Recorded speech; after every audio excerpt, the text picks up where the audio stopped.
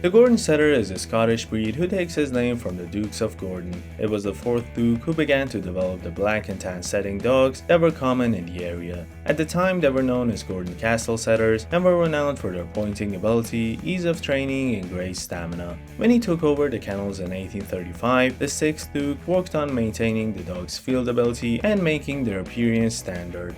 Gordons were imported by Americans George Blunt and Daniel Webster in 1842, and the dogs were recognized by the American Kennel Club in 1884, making them one of the original AKC breeds. Today, the Gordon appeals to a special subset of hunters and dog lovers who appreciate him for his noble good looks, scenting ability, and mild manners. He ranks 98th among the breeds registered by the AKC.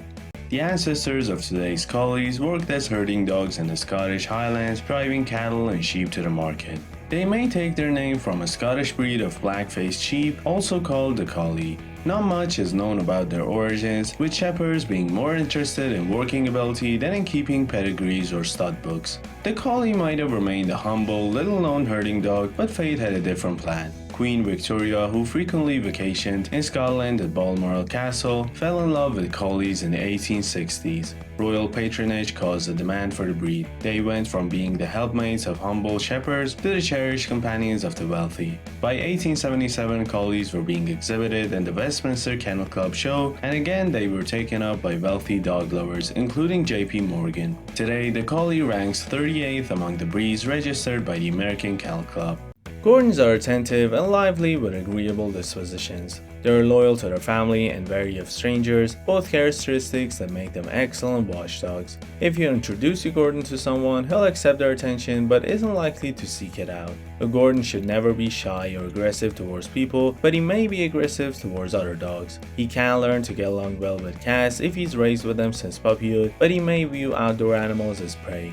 With children, the Gordon is a good friend, especially if he's raised with them. If a Gordon doesn't like the way a child is playing with him, he's apt to just walk away.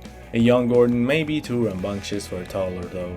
The Gordon should be calm and quiet in the household, that is until he sees you pulling out your shotgun for hunting or the leash for a walk. He has a high activity level and a daily walk or run of at least 1 hour, which can be broken up into two or three outings will meet his exercise needs. He's best suited to a country home where he can practice his hunting skills. If you don't hunt, try him out in agility, dog diving, obedience, rally, or tracking. In the field, the Gordon is cooperative, with strong drive and good scenting ability. He must generally be taught to retrieve, but he's capable of tracking wounded birds and bringing in dead game on land and from water. He often ranges out when he's hunting, but he's usually good about checking back in. This is an intelligent dog who is moderately trainable. He responds best to patient, gentle handling. Before we continue, please consider hitting that like and subscribe button as it would mean a lot. Thanks.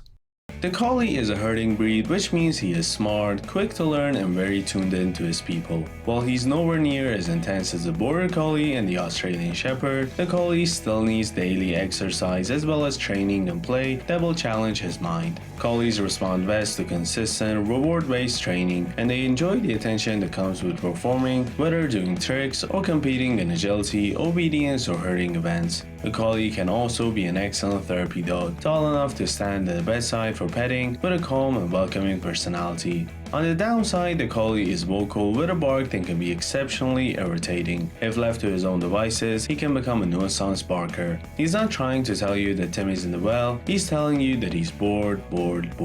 The Collie is family-oriented and should live in the home, not out in the backyard. He also has a tendency to nip at heels and play, another sign of his herding heritage. While it's interesting to see instinct in action, it's not a behavior that should be permitted. It can be frightening to children and annoying to everyone else, including other animals. Collies learn quickly and are eager to please, but they get bored with repetitive obedience training. Find different ways to change your routine and keep them interested. His skills as a herder require him to make some decisions independently of people. Learn to appreciate that independence and work with it, not against it. Gordon setters can be affected by certain health problems. The most common orthopedic conditions are hip and elbow dysplasia, and an eye disease called progressive retinal atrophy is a potential concern too. Hypothyroidism may affect the Gordon. It's a common hormonal disease in dogs in which the thyroid gland doesn't produce enough thyroxine. Cancers such as fibrosarcoma are also seen in the breed. Not all of these conditions are detectable in a growing puppy, and it's impossible to predict whether an animal will be free of these maladies, which is why you must find a reputable breeder who is committed to breeding the healthiest animals possible. The Gordon Setter Club of America participates in a Canine Health Information Center, a health database. Before individual Gordons can be issued a CHIC number, breeders must submit hip and elbow evaluations from the Orthopedic Foundation for Animals OFA and eye test results from the Canine Eye Registration Foundation. Pen hip certifications of hips are also accepted. Collies can be affected by a number of genetic health problems, including multiple drug sensitivities from a mutation in a multi-dog resistant gene MDR1. Dogs with this mutation can have serious or fatal reactions to a number of common drugs, including the common heart-phone preventive ivermectin and loperamide, a human anti-diarrheal agent sometimes used in dogs. Screening not only your puppy's parents but also your dog for these conditions is a life-saving necessity. The test is simple and requires only a cheek swab. Eye problems are also of serious concern in this breed. One of the most intractable is progressive retinal atrophy. Collie eye anomaly is a group of eye disorders ranging from minor to serious. They are present at birth and may be detected in puppies as early as 5 to 8 weeks of age. Unfortunately, collies can also be affected by a number of health conditions for which there are no screening tests. These include epilepsy as well as a condition called bloat, in which the stomach expands with air. This can become a more serious condition, gastric torsion, if the stomach twists on itself, cutting off blood flow.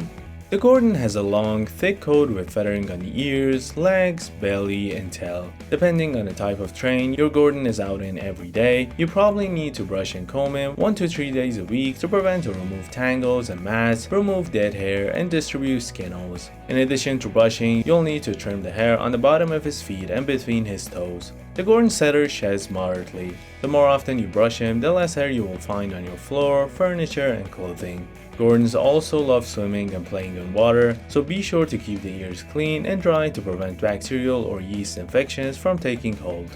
Both varieties of collies have double coat, meaning they have a thick, softer undercoat and a thinner, flatter overcoat. The rough collie has a beautiful coat that looks like it needs significant care, but it doesn't. A thorough brushing every week or two will keep the coat healthy and tangle-free. The smooth collie's coat is a piece of cake to care for. Brush him weekly with a rubber curry brush or a soft slicker brush to remove dead hair. Rough collies go through a heavy shed twice a year called a blowing coat. During this time, brush him daily to keep all the loose hair under control. The smooth collie doesn't blow his coat, but he sheds more throughout the year than the rough collie does.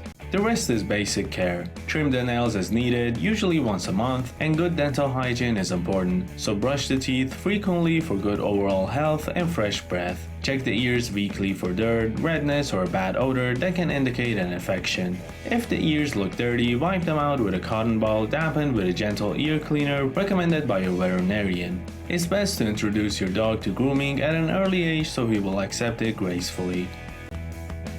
Alright guys, which one do you think you'll get? Tell me down in the comments.